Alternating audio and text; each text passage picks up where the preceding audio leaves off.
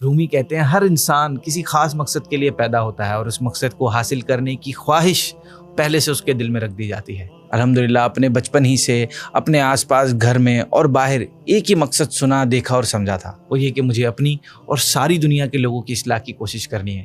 اسی مقصد کے لیے اس بار میں ترکی پہنچا۔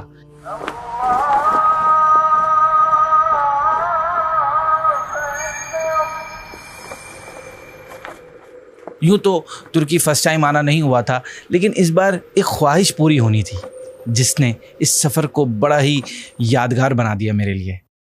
15 مارچ 2024 کے دن میں ترکی کے شہر استنبول میں لینڈ کیا۔ استنبول میں چند دن کا اسٹے تھا، وہاں کچھ آن لائن میٹنگز تھیں، کچھ سیشنز تھے آن لائن، وہ ہوئے۔ اس کے بعد پھر میں نے سیدھا ٹرین پکڑی اور پہنچا کونیا۔ ٹرین بھی کیا تھی، جیسے 5 اسٹار ہوٹل ہو۔ کاش کہ پاکستان میں بھی ایسی ٹرین چلنے لگ جائیں تو مزہ ہی آ جائے۔ ابھی ہم ترکی کے شہر استنبول میں ہیں اور right now we are in a train and ہم جا رہے ہیں اس وقت کونیا شہر کے لیے۔ کونیا کا شہر بڑا ہی تاریخی اور بڑا ہی مبارک شہر ہے۔ اسلام کے حوالے سے اس کی بڑی ہی رچ اور بڑی ہی کمال کی ہسٹری ہے، تو میں نے سوچا کہ آپ لوگ کو بھی اس سفر میں ساتھ لیتے ہیں۔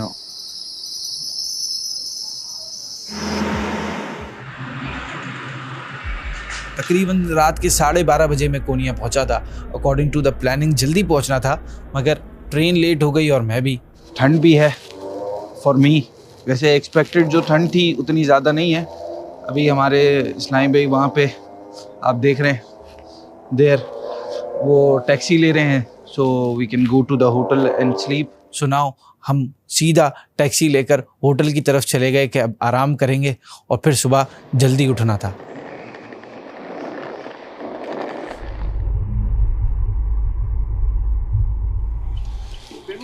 ہم بس ابھی اپنے ہوٹل پہنچ گئے ہیں اور یہ ہماری ہوٹل ہے۔ سب تھکے ہوئے ہیں اور بس ابھی آرام کریں گے۔ بہت ہی پیارا اور خوبصورت منظر ہے یہاں کا رات میں بھی، ماشاءاللہ۔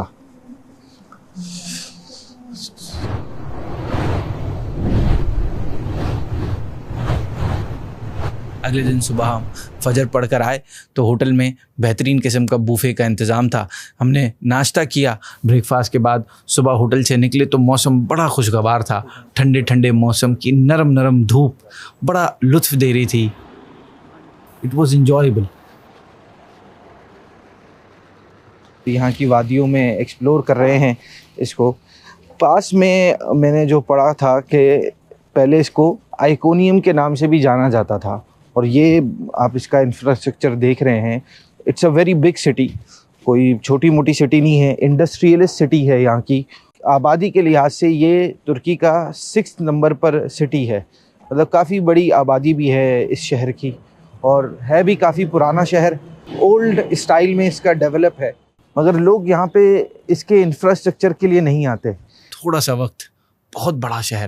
اگر چوائس ملے کہ کونیا میں صرف ایک پلیس جانا ہے تو وہ ہے مولانا رومی کا مزار۔ جن کے مزار کے پاس سے بھی ہم گزر رہے ہیں، اور ابھی ہمیں بتایا گیا کہ 9 بجے یہ اوپن ہوگا، تو ابھی ہم اندر نہیں جا سکتے اور بس 10 منٹ ہے، then after that we will show you. آپ کو بڑا انٹرسٹنگ فیکٹ بتاتا ہوں کہ ترکش لینگویج کے بہت سے ورڈز اردو میں شامل ہیں۔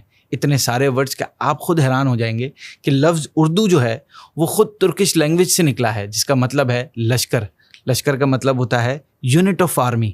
اسی طرح لفظ خان، خاتون، کورما، توپچی، بیگم، تلاش، چاقو، باورچی، آغا، آپا، بی بی، یہ سب اس طرح کے سینکڑوں الفاظ ہیں، یہ ترکش لینگویج سے آئے ہیں۔ میرے پیچھے حضرت مولانا جلال الدین رومی رحمۃ اللہ تعالیٰ علیہ کا مزار ہے، جس کے لیے ہم یہاں پر آئے ہیں۔ یہاں جو ایک بات بڑی پسند آئی نا، وہ یہ کہ یہاں کے لوگوں کا اخلاق، اسپیشلی جو شاپ کیپرز ہیں، ان کا انداز بڑا اچھا ہے۔ بہت تہذیب کے ساتھ فیس پر اسمائل سجا کر بات کرتے ہیں۔ جیسے ہی اپنا پتہ چلتا ہے انہیں کہ ہم پاکستان سے ہیں، میں پاکستان سے ہوں، تو یہ ایک خاص اپنائیت کا اظہار کرتے ہیں، جیسے 2 بچھڑے بھائی کئی سال بعد ملے ہوں۔ بڑی ہی کمال کی لگتی ہے ان کا یہ انداز۔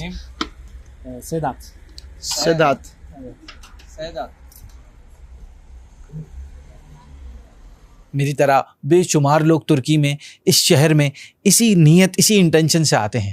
مولانا رومی کی پرسنالٹی سے مجھے ایک الگ ہی اپنائیت ہے۔ ریزن یہ ہے کہ بچپن میں مجھے واقعات اور سٹوریز پڑھنے کا بڑا شوق تھا، تو ان کی کتاب ہے مثنوی حکایات، وہ میں پڑھتا رہتا تھا۔ ابھی ہم موجود ہیں مولانا روم رحمۃ اللہ تعالیٰ علیہ کے مزار پر۔ آپ 604 ہجری کو افغانستان کے شہر بلخ میں پیدا ہوئے، مگر آپ نے اپنی زندگی کا زیادہ تر حصہ کونیا میں گزارا۔ تب کونیا سلجوق سلطنت کا دارالحکومت ہوا کرتا تھا، ان کا کیپٹل ہوا کرتا تھا۔ آپ حضرت سیدنا ابو بکر صدیق رضی اللہ تعالیٰ عنہ کی نسل مبارکہ سے ہیں۔ مزار بہت بڑے ایریا پر پھیلا ہوا ہے، بہت سارے ڈورز ہیں، ان میں سے ایک ڈور سے ہم داخل ہوئے، یہاں کی فیل ہی کچھ الگ سی تھی، ایک اسپریچول وائبز آ رہی تھی وہاں سے۔ اندر آتے ہی سامنے مختلف قبریں نظر آئیں۔ یہ آپ دیکھ رہے ہیں کہ جو یہ چاروں طرف رہائشی کمرے ہیں، ان حجروں کی ایک خاص بات یہ ہے کہ یہاں بہت سے بزرگوں نے، بہت سے اولیاء اللہ نے قیام کیا ہے، چلے کاٹے ہیں، مراقبے کیے ہیں۔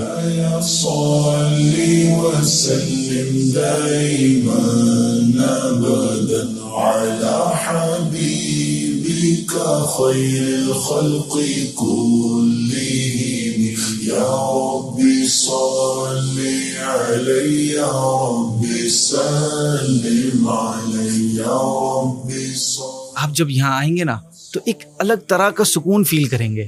مسلمانوں کا ہمیشہ سے اللہ کے ولیوں کے مزارات پر حاضر ہونا، ان سے فیض برکت لینا، یہ معمول رہا ہے، روٹین رہی ہے۔ یہ ہے اس کمپاؤنڈ کے سینٹر میں سلجوق دور کا پانی کا کنواں۔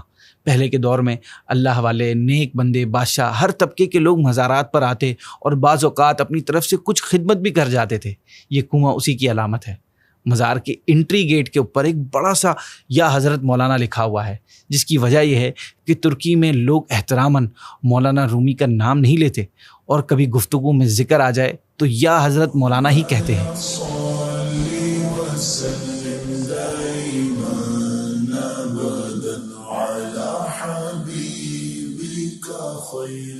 آگے بڑے سے ہال میں مولانا رومی کی قبر مبارک ہے۔ مولانا رومی کے مزار پر آنے والوں میں زیارت کرنے والے بھی ہوتے ہیں اور ٹورسٹ بھی ہوتے ہیں۔ ایسٹ و ایسٹ ویسٹ بھی مولانا رومی کا دیوانہ ہے۔ ان کی پوئٹری کا ترجمہ دنیا کی تقریباً ہر زبان میں، ہر لینگویج میں ہو رہا ہے۔ ہماری خوش بختی ہے کہ ان کے مزار کی زیارت نصیب ہوئی۔ زائرین فاتحہ پڑھنے میں مشغول ہیں اور ٹورسٹ ان لمحات کو کیپچر کرنے میں لگے ہوئے ہیں۔ اب آنکھوں کے سامنے دنیا اسلام کی بہت ہی مشہور و معروف شخصیت، عظیم صوفی بزرگ، شاعر، فلسفی، عالم دین اور دنیا کو مثنوی جیسی عظیم کتاب دینے والے حضرت مولانا جلال الدین رومی رحمۃ اللہ تعالیٰ علیہ کا مزار ہے۔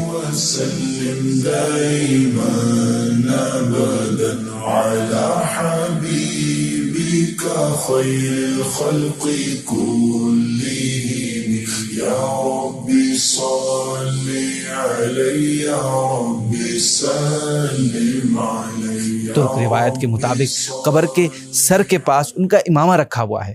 یہ شاندار مزار سلجوق دور میں ہی بنایا گیا تھا۔ آپ کو مزید قبریں بھی یہاں پر نظر آئیں گی۔ اصل میں مولانا رومی کے مزار کی بلڈنگ میں ان کے فیملی ممبرز، اسٹوڈنٹس اور اس دور کے دیگر اہم روحانی اور علمی پرسنالٹیز کی قبریں بھی ہیں۔ آپ کی زندگی کے 2 فیزز بتائے جاتے ہیں، ایک شمس تبریز رحمۃ اللہ تعالیٰ علیہ سے ملاقات سے پہلے کا، اور ایک جو سیکنڈ فیز ہے ان سے ملاقات کے بعد کا۔ شمس تبریز آپ کے روحانی پیشوا، آپ کے روحانی مینٹور، آپ کے پیر صاحب تھے۔ شاہ شمس تبریز سے ملاقات سے پہلے آپ اتنے فیمس عالم دین تھے کہ لوگ دور دور شہروں اور علاقوں سے آپ کے بیانات، اسپیچز سننے آتے تھے۔ لیکن شمس تبریز سے ملاقات کے بعد آپ کا رجحان گوشہ نشینی، خلوت کی طرف زیادہ ہو گیا، اکیلے رہنے لگے۔ اکیلے رہنے کو آپ پریفر کرنے لگے تھے، اور آپ اس کے ساتھ ساتھ لوگوں کی باطنی تربیت یعنی اسپریچویلٹی پر بہت زیادہ توجہ دینے لگے تھے۔ اسی کے لیے آپ نے اپنی صوفیانہ شاعری سے ہیلپ لی، جو پوری دنیا میں پڑھی اور سنی جاتی ہے۔ ایون نان مسلمز بھی آپ کی صوفیانہ شاعری بڑے شوق سے پڑھتے ہیں۔ مولانا رومی کے مزار کے پاس ہی آپ کے شیخ یعنی پیر و مرشد کا مزار بھی موجود ہے۔ یہ ہے شمس تبریز رحمۃ اللہ تعالیٰ علیہ کا مزار۔ آپ اپنے اہرا کے بہت بڑے روحانی پیشوا تھے۔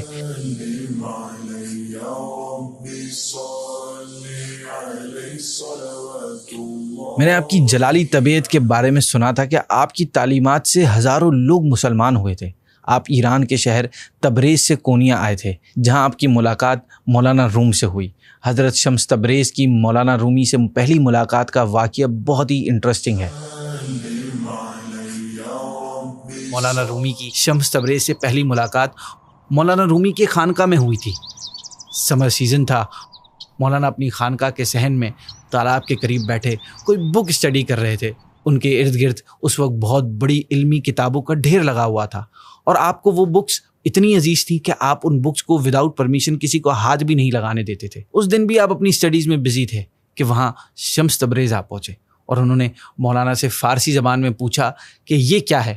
مولانا نے شاید ٹائم سیو کرنے کے لیے ان کے سامنے ایک جملہ بول دیا، یعنی یہ وہ علم ہے جسے تم نہیں جانتے۔ یہ وہ سینٹنس تھا جس نے مولانا رومی کی پوری لائف چینج کر دی۔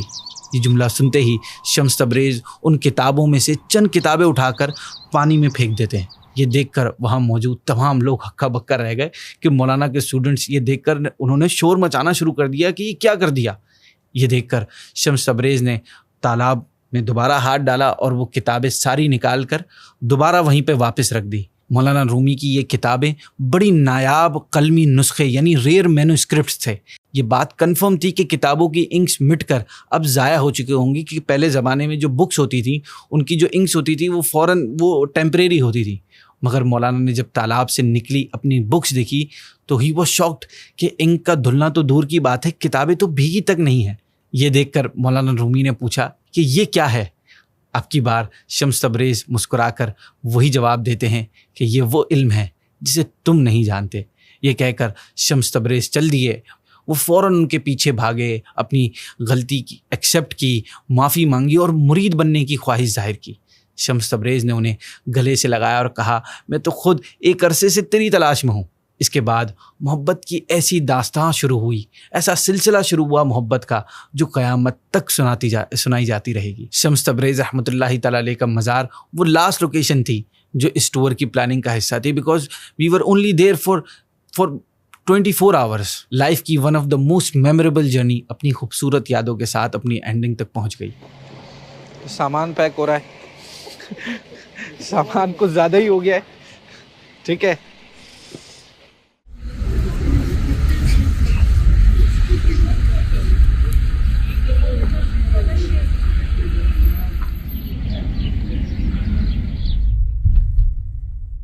So finally after 24 hours we are going back to Istanbul۔ میرے لیے فرسٹ ٹائم تھا، ہمارے کئی سارے ویورز کے لیے بھی ہو سکتا ہے فرسٹ ٹائم ہو۔ مجھے بہت مزہ آیا، آئی ہوپ آپ لوگوں کو بھی اچھی لگی ہوگی یہ ویڈیو۔ جب بھی یہاں آنا ہو مولانا روم رحمۃ اللہ تعالیٰ علیہ کے مزار پر ضرور آئیے گا۔ یقین کریں ایک الگ ہی سرور تھا، ایک الگ ہی مزہ تھا، ایک الگ ہی تازگی ملی ہے یہاں پر آنے سے۔ آپ لوگوں کا بہت شکریہ پوری ویڈیو اینڈ تک دیکھنے کا، پورا ولاگ اینڈ تک دیکھنے کا۔ اس حوالے سے کوئی فیڈ بیک ہو تو ضرور ہمیں کمنٹس میں بتائیے گا۔ جاتے جاتے مولانا رومی کا ایک شعر سنتے جائیے کہ قدام حسن و جمالے کہ آن عکس تو است، قدام شاہ و امیرے کہ او گدائے تو نیست۔ وہ کون سا حسن و جمال ہے جو تیرے حسن و جمال کا عکس نہیں ہے؟ وہ کون سا بادشاہ اور امیر ہے جو تیرا گدا نہیں ہے؟